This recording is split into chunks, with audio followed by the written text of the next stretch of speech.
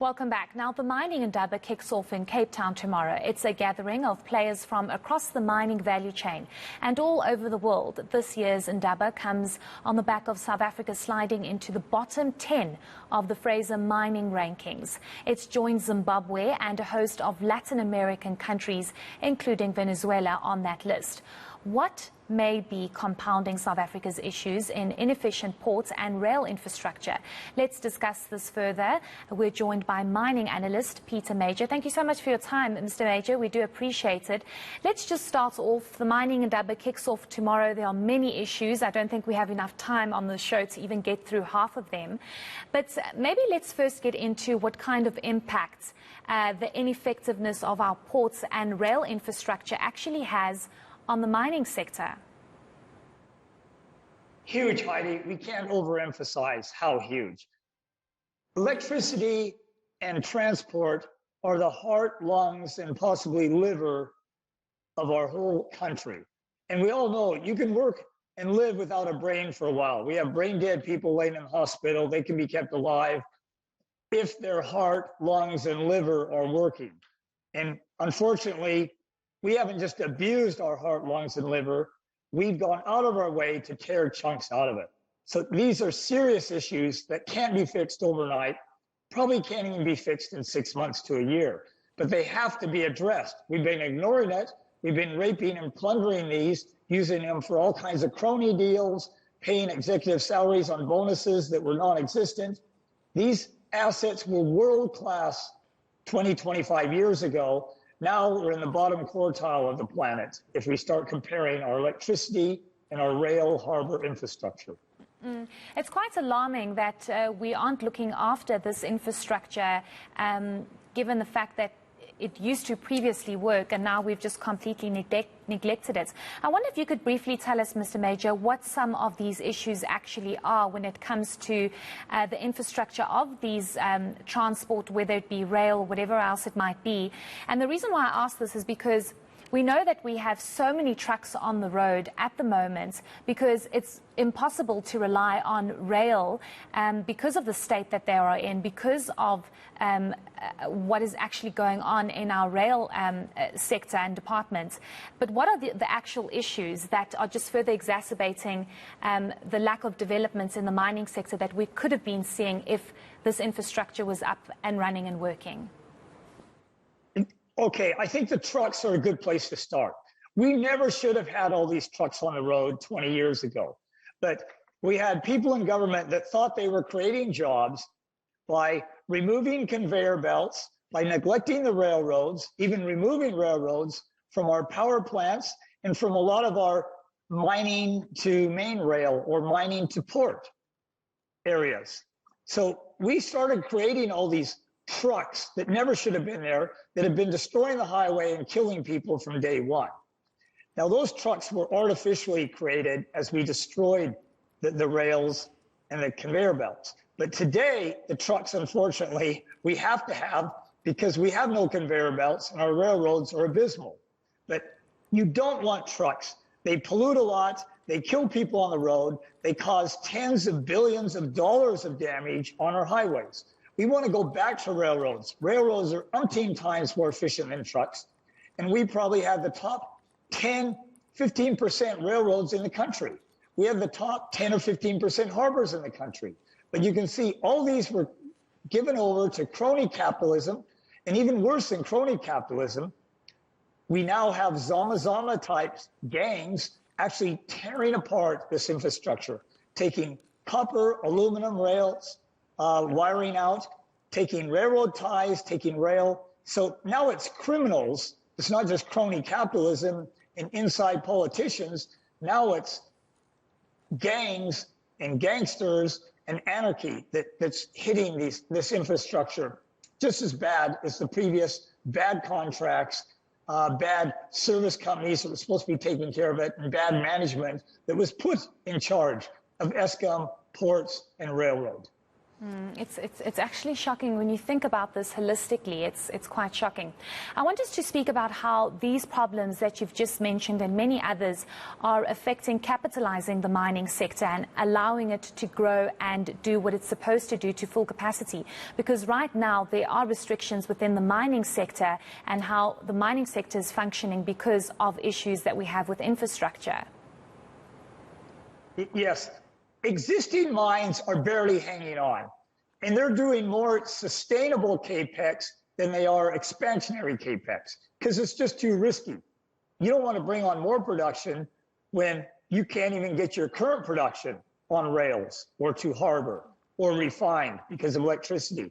So almost all the capital expenditure we see on mines is called stay in business capex. Nobody's talking about growth because you're in a country that's on a low growth to negative growth conveyor belt. So you don't want to build a house or a mine or anything on a conveyor belt that's going down into the furnace rather than going up, cresting the hill. And so mines are being run here for all they're worth. There's not growth overall in our mining companies. There's flat maintenance.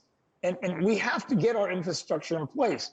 Trucks are not a solution for railroads.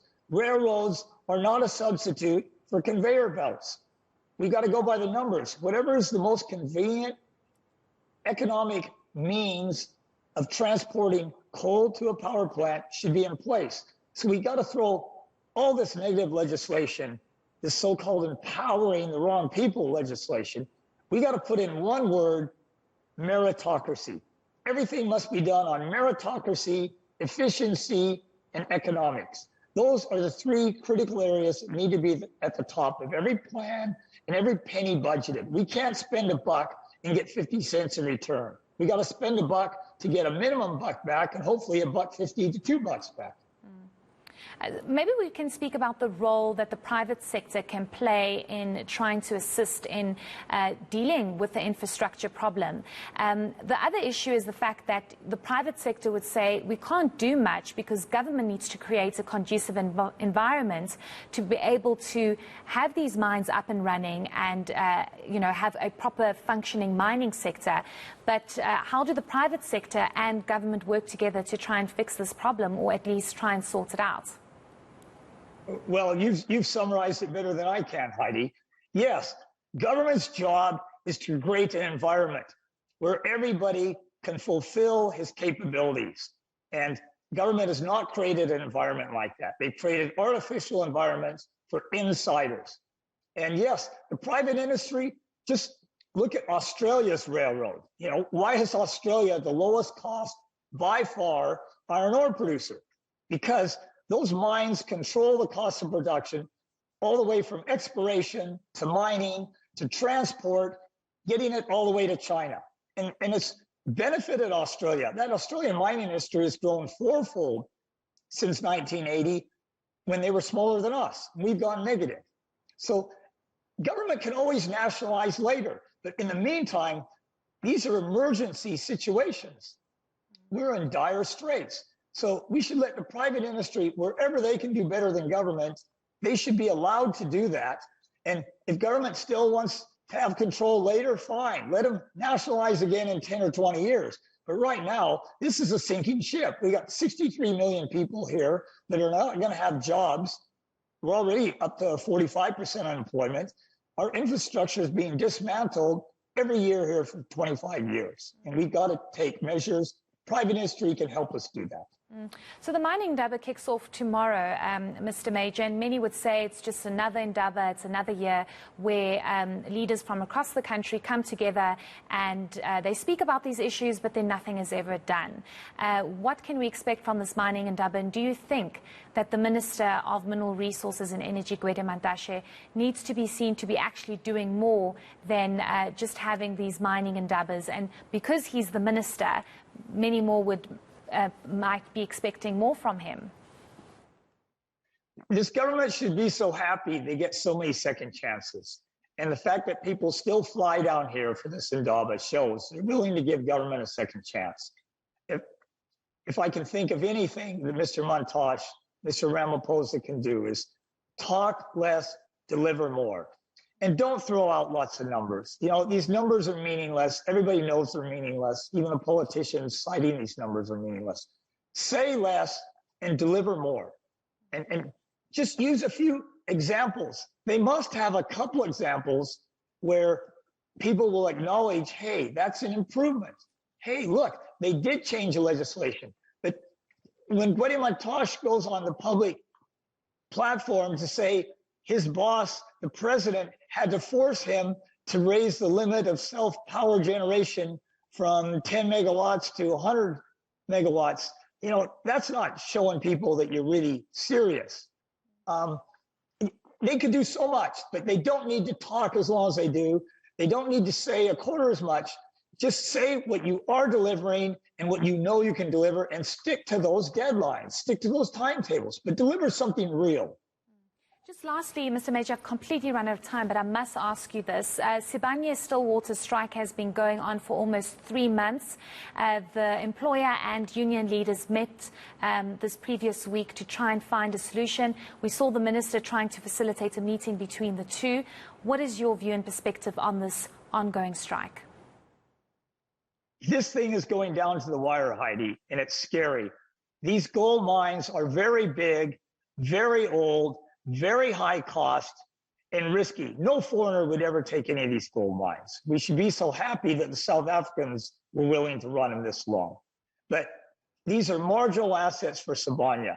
They have a much better future on their platinum side, and they're not going to let the gold side drag down that company. Investors aren't going to let it happen. They've risked and put in a lot of money into Sibanye. So the union has to work together with the mining companies. Their objective should be, what do both sides need to do to keep these gold mines running another 5 or 10 years? And both sides should say everything's on the table for negotiation. Our combined objective is keep them going. And if they're going to fight bumping heads for a few $100 a month, those mines will close. I don't think the union appreciates how risky and difficult and costly they are to keep going, and they're not making very much money.